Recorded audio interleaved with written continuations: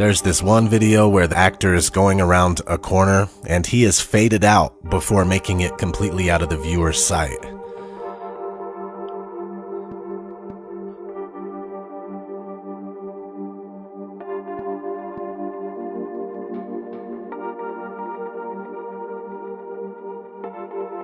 Let's not forget space bubbles.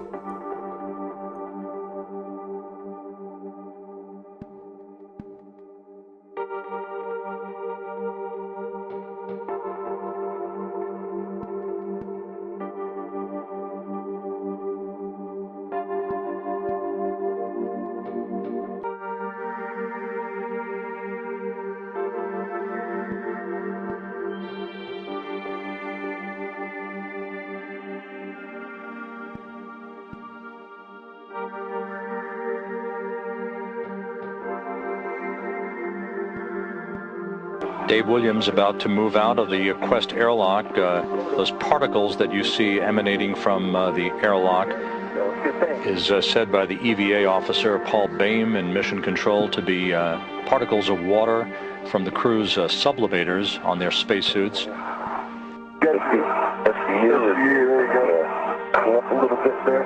Okay.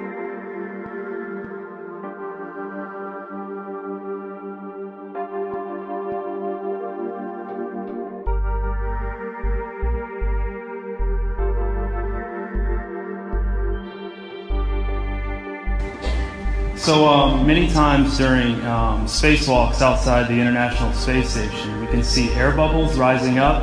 Can you touch on how there are air bubbles in space?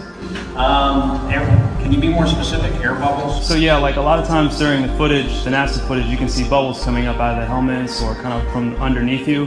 How do you explain bubbles in space? Yeah, I'm not sure exactly what you're talking about. Oh, and it just happens that actors train in an underwater tank.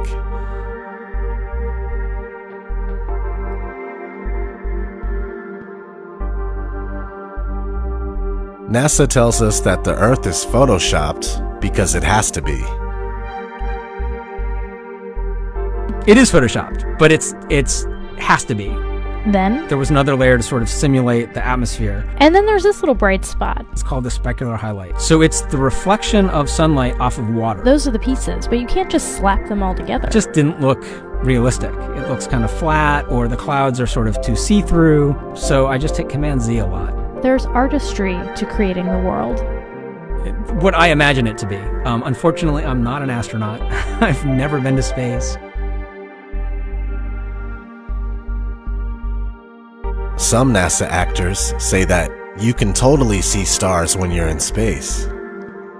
Whilst in space, have you ever looked away from Earth into the black void?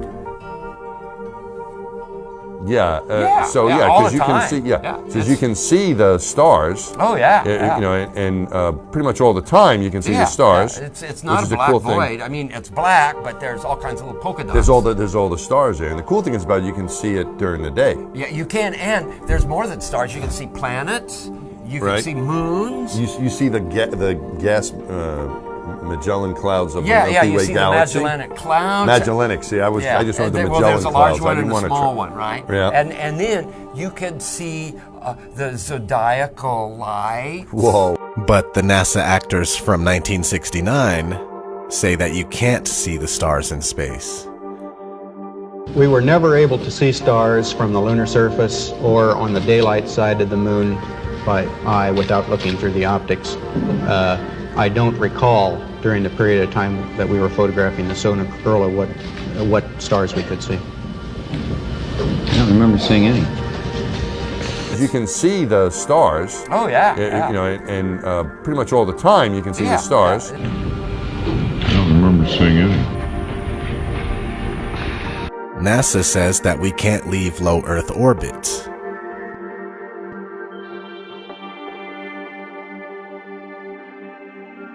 Right now, we only can fly in Earth orbit. That's the farthest that we can go. The kinds of technologies that we're testing out on Space Station are definitely helping us with our goals of going beyond low Earth orbit.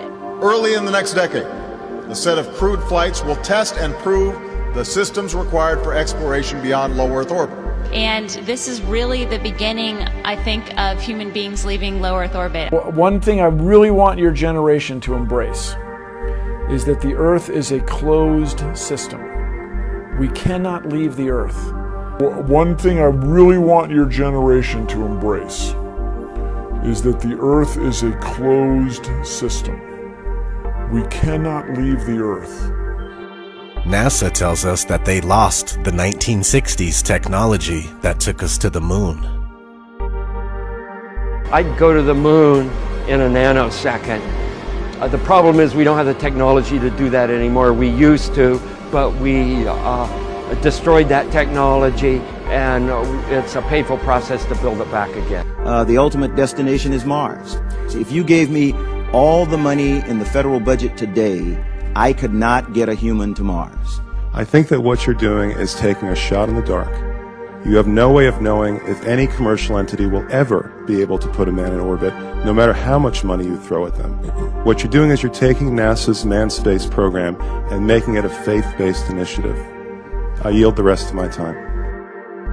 NASA also says that they lost the telemetry data for the moon missions. I haven't seen anything that indicates the telemetry data is even in existence, and as I said, even if we had it, we don't have the machines to play it back. Unfortunately, I'm afraid I can't really give you much of a clue as to where this data ended up and whether it still exists or not.